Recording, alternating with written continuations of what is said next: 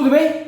O vídeo de hoje vai ser sobre erros, acertos, escolhas e oportunidades.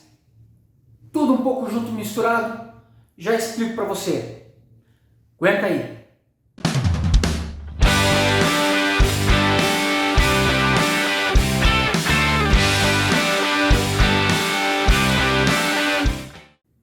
Fala, gente bonita que segue meu canal. Tudo bem? Eu sou o pastor Fábio Franco.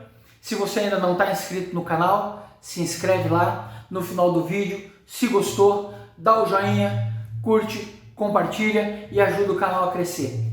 Tudo bem com você? Espero que sim. O vídeo de hoje vai falar a respeito, muito mais do que qualquer outra coisa, das oportunidades que vivemos no dia a dia, julgamos que perdemos e o tempo transcorrido. Há algumas semanas atrás compartilhei com vocês que eu ia pregar a respeito de Oséias, capítulo 6, versos de 1 até o 3. E essa palavra naquele dia falou profundamente comigo. E desde aquele dia, cada vez que eu volto novamente a essa mensagem, ela conforta o meu coração, apoia o meu coração, e eu quero ver com vocês novamente isso, detalhar um pouquinho melhor a respeito de tudo isso que a palavra de Deus vem falando nessa passagem. Para isso eu quero ler com vocês a passagem mais uma vez para a gente ficar bem entendido. Diz assim: Vinde, tornemos para o Senhor, porque Ele despedaçou e nos sarará, fez a ferida e a ligará. Depois de 2 dias nos dará a vida. Ao terceiro dia nos ressuscitará e viveremos diante dele. Conheçamos e prossigamos em conhecer o Senhor.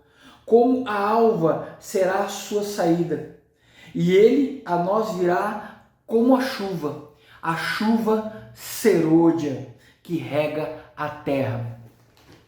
Veja que essa passagem ela é uma passagem muito bacana, ela fala de muitas coisas e eu quero falar especificamente a respeito do versículo de número 3.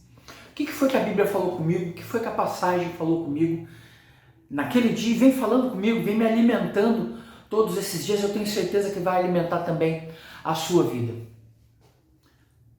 O versículo 3 começa com um termo muito conhecido: conheçamos e prossigamos em conhecer ao nosso Deus. Significa o quê? Que o nosso Deus ele é eterno, ele é infinito e sempre há mais para conhecer o Senhor. Porque nós, eu já disse isso em vídeos passados, temos uma mente limitada, uma cabeça que tem um limite, ela tem um tamanho, mas Deus ele não é limitado. Deus ele é ilimitado e ele é eterno. Eu sou um ser finito, eu tenho um começo, mas eu fui criado para não ter fim, para ser eterno junto com Deus. Acontece que o pecado passou a fazer parte da história humana. Isso é história para um outro vídeo. Mas Deus providenciou uma saída, Ele providenciou um resgate para que eu pudesse, mesmo tendo um início, não ter mais fim e viver uma vida eterna com Ele. Entretanto, isto é para depois desta etapa, depois de que vivermos aqui na Terra, depois do nosso tempo finito aqui nesse planeta, aí então vamos ter um tempo infinito com Deus na eternidade. A questão é que, aqui na Terra, nós temos um tempo em que nós precisamos crescer e frutificar. E essa passagem ela falou especificamente comigo porque esse ano eu fiz 49 anos, ano que vem eu vou fazer 50, se Deus o permitir, se Jesus não voltar antes, né? Então eu vou fazer 50 anos o ano que vem. E durante muitas vezes na minha vida, eu pensei que as minhas oportunidades já tinham passado. Eu tinha imaginado, tinha pensado que as coisas não iam mais acontecer para mim na minha vida. Talvez você tenha passado por uma situação como essa. Não importa a sua idade. Muitas vezes existem oportunidades que nós perdemos quando somos jovens. E aí nós achamos que essas oportunidades não vão voltar mais. Algumas realmente não voltam. Mas Deus muitas vezes pode providenciar outras. E foi isso que essa passagem falou comigo. Ela fala a respeito de que Ele a nós virá como chuva serôdia. Ela começa falando a respeito de conhecermos a Deus e termina com uma chuva serôdia. Eu fui tentar entender, eu já sabia que chuva serôdia era uma chuva fora de tempo. Mas o que era realmente uma chuva serôdia? A chuva serôdia é como a chuva temporã. Só que a chuva temporã ela acontece antes do tempo que é para chover e a chuva serôdia acontece depois do tempo que é para chover. Quem trabalha no campo, ou quem, mais especificamente quem mora nas cidades do interior, do nosso Brasilzão afora, sabe que existe um tempo de plantio, um tempo de aguardar essa semente germinar, crescer e frutificar e depois um tempo de colheita. Normalmente se planta um pouquinho antes da época da chuva. Então você planta e aí vem a chuva, rega a terra, a colheita floresce, você colhe e depois acaba o tempo da chuva. A chuva que acontece antes é a chuva temporã, a chuva que acontece depois é a chuva serôdia. Olha que interessante. A passagem diz que nós devemos conhecer e prosseguir em conhecer o nosso Deus. Significa que nós devemos ter uma vida de leitura da Bíblia, de frequência a uma igreja que pregue a palavra de Deus e uma vida de oração.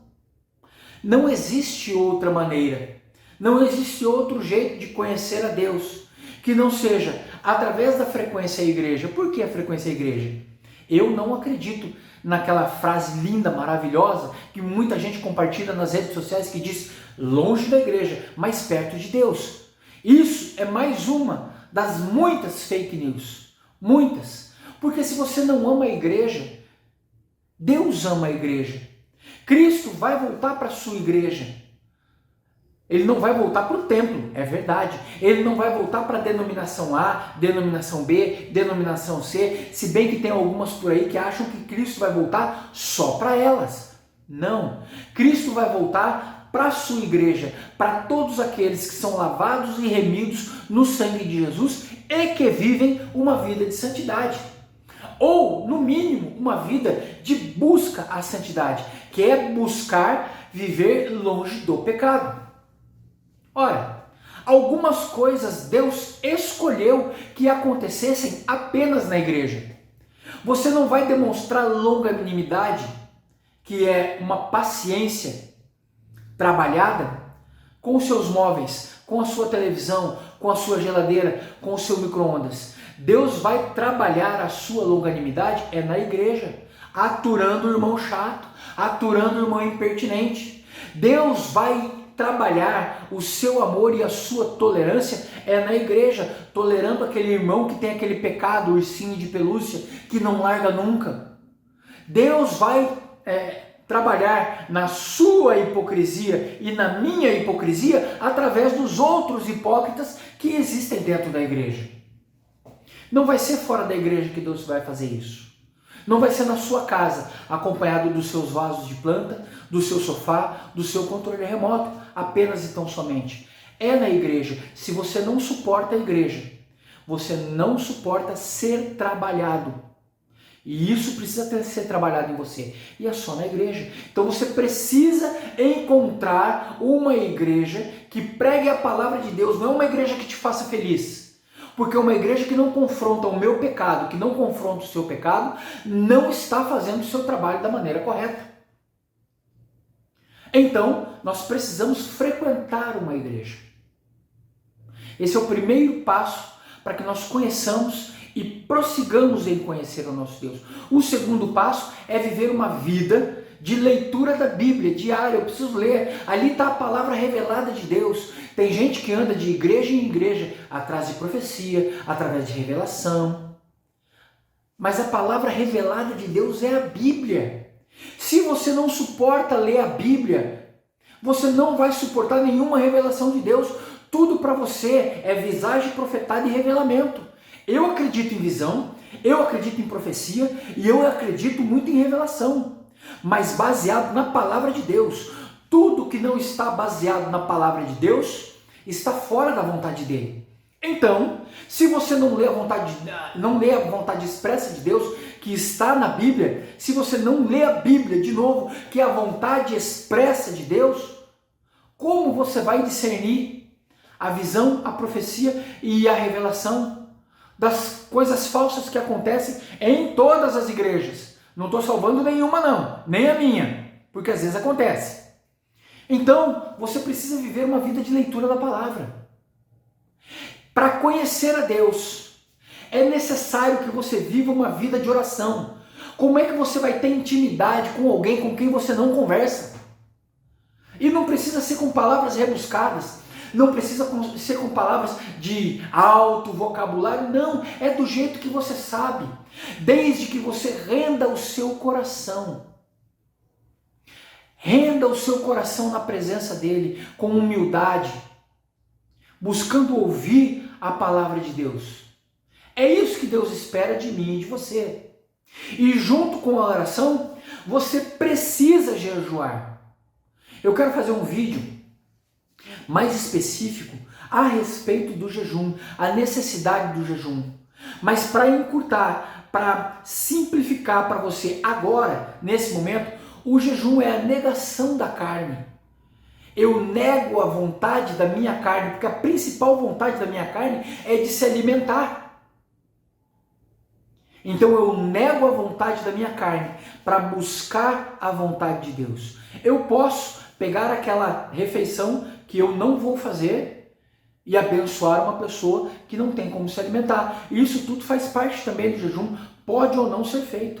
Mas o principal é você matar a sua carne, negar a vontade da sua carne para fazer a vontade de Deus. Eu vou fazer um vídeo específico a respeito do jejum. Então o jejum, ele deve vir acompanhando a oração, junto com a oração. Não é que a oração sem jejum seja ineficaz, não é isso.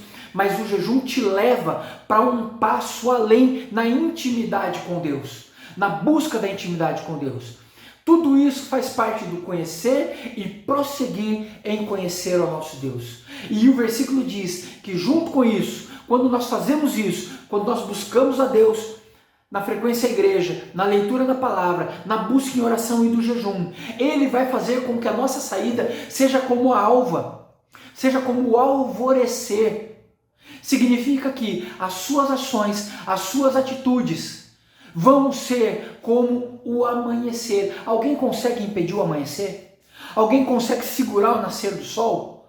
Não. Assim vai ser a vontade de Deus na sua vida. E aí então, diz a palavra de Deus que Ele vai vir como uma chuva serôdia sobre a sua vida. Sabe o que é chuva serôdia? Talvez você tenha entendido na sua vida, em algum momento, que em alguma situação específica, talvez a sua oportunidade já tenha passado. Como o gaúcho diz lá no Rio Grande do Sul, ou fora dele, porque tem gaúcho esparramado por todos os rincões deste planeta. Como o gaúcho diz, talvez o cavalo já tenha passado encilhado e eu perdi. Deus manda outra oportunidade para você, como uma chuva serôdia. Talvez você esteja aí pensando, eu estou velho demais para algumas coisas, meu tempo já passou, ou eu perdi aquele emprego, ou eu perdi aquela oportunidade, eu perdi aquela pessoa que passou pela minha vida, eu perdi. Não!